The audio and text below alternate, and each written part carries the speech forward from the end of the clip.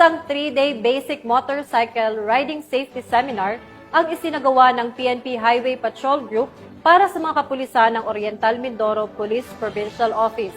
Ito ay kasama sa pagpapaigting ng programa ng pambansang pulisya na mabilisang pagtugon sa tawag ng ating mga kababayang nangangailangan ng tulong. Patrolman Mark Roland Feliciano sa balita.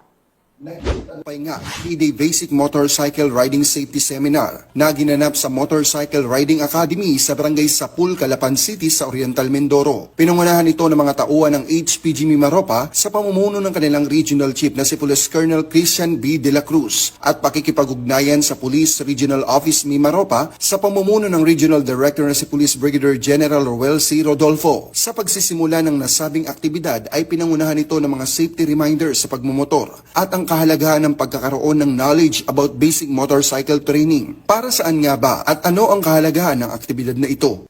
Isa sa mandate natin is the road safety. Yun ang pinaka-ano natin pinaka ginagawa natin.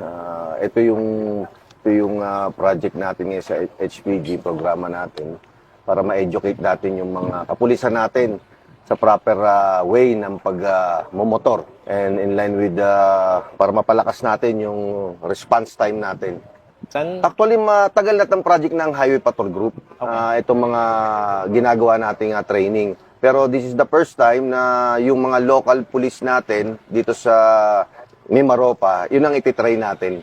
Umabot naman sa 30 partisipante na mula sa Oriental Mindoro Provincial Office ang nakilahok sa nasabing pagsasanay. Layunin nito na masigurong handa ang bawat kapulisan pagbibigay ng agarang tulong sa ating mga kababayan bilang Guardian of the Highways. Ang HPG ay patuloy magsasagawa ng mga aktibidad at pagsasanay para sa ikagaganda ng serbisyo ng mga uniform forces ng ating bansa. Muli kami ang Highway Patrol Group, ang kakampi nyo sa kalsada na patuloy na magbibigay ng serbisyong HPG. Dahil dito sa ating bagong Pilipinas, ang gusto ng pulis, ligtas ka. At sa iba pang balitang serbisyong HPG, tumutok lamang sa aming YouTube channel at Facebook page na Police News Network. Mula sa tanggapan ng kakampi nyo sa kalsada, ako po si Patrolman Mark Roland Feliciano para sa Police News Network, alagad ng batas, tagataguyod ng balitang pulis.